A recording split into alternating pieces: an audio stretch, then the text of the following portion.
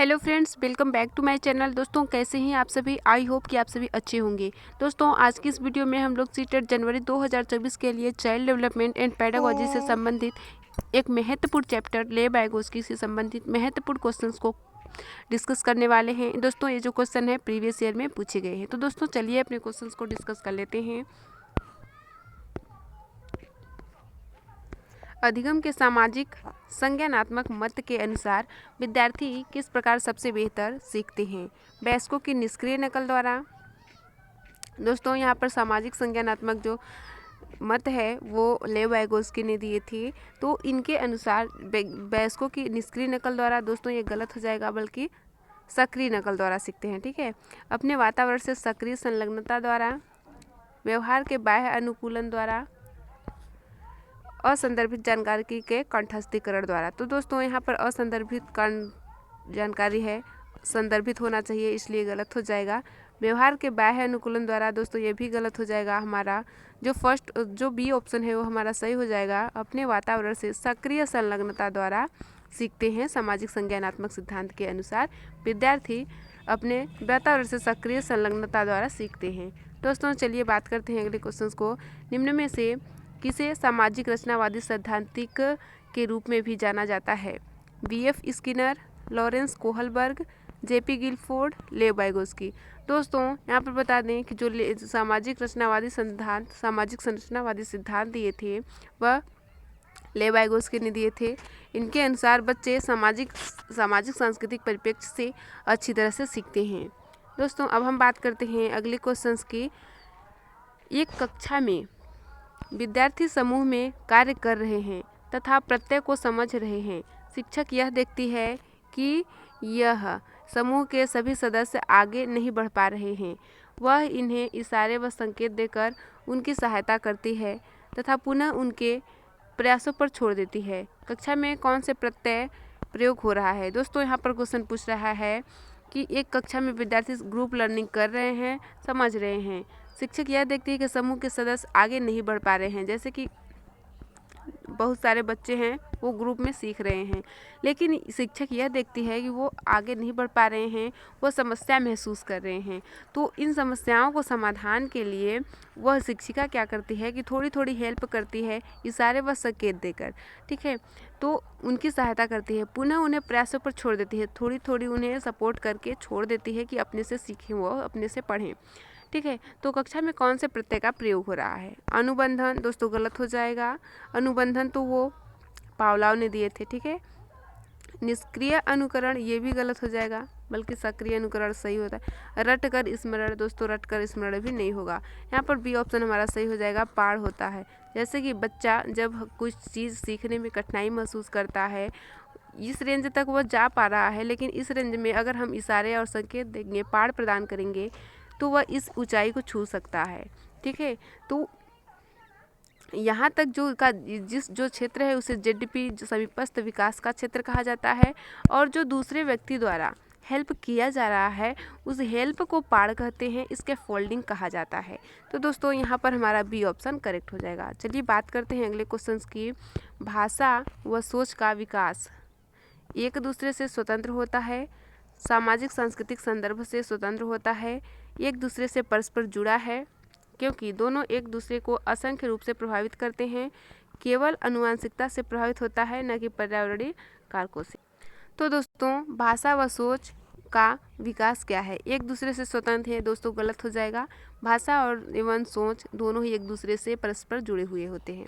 सामाजिक सांस्कृतिक संदर्भ से स्वतंत्र हैं, दोस्तों स्वतंत्र नहीं है, बल्कि सामाजिक सांस्कृतिक संदर्भ से जुड़े हुए होते हैं। ठीक है, एक दूसरे से परस्पर जुड़ा हुआ है, क्योंकि यह दोनों एक दूसरे को असंख्य रूप से प्रभावित करते हैं। दोस्तों, यहाँ पर भाषा एवं सोच के संबंधित महत्वपूर्ण सी ऑप्शन सही हो जाएगा।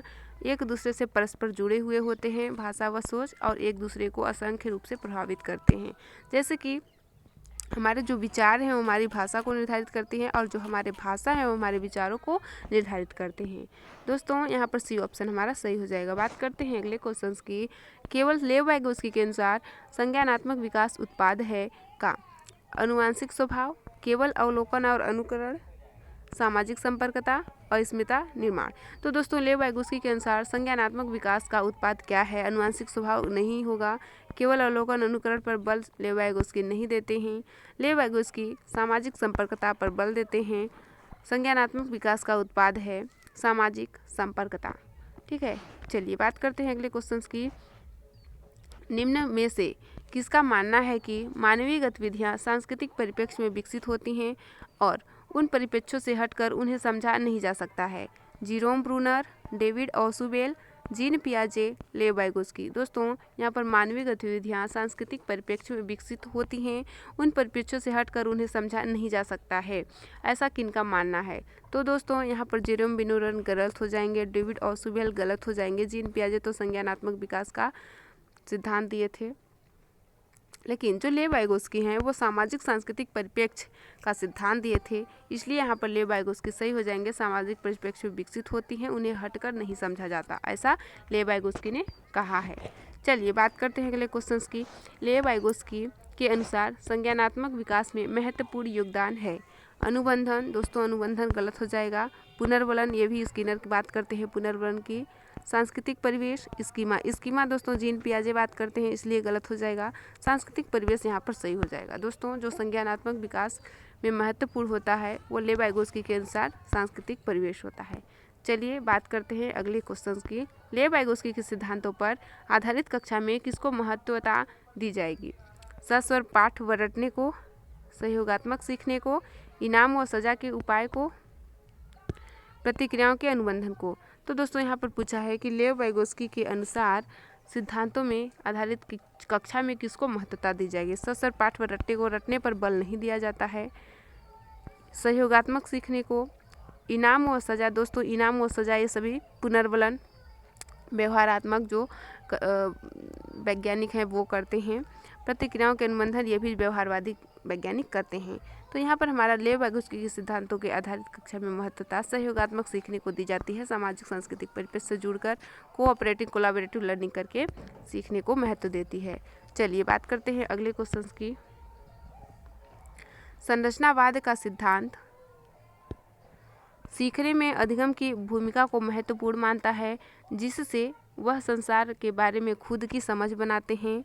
जानकारी के स्मरण व उसके प्रत्यास्मरण की परीक्षा पर जोर देता है। शिक्षिका की प्रभुत्व भूमिका पर जोर देता है। निष्क्रिय अनुकरण के अधिगम पर जोर देता है। तो दोस्तों यहाँ पर पूछा है कि जो संरचनावाद का सिद्धांत है वह क्या है? सीखने में अधिगमकर्ता की भूमिका को महत्वपूर्ण मानता है, जिससे वह संसार के बारे में खुद की समझ बनाते हैं। दोस्तों यहाँ पर ए ऑप्शन बेस्ट हो जाएगा।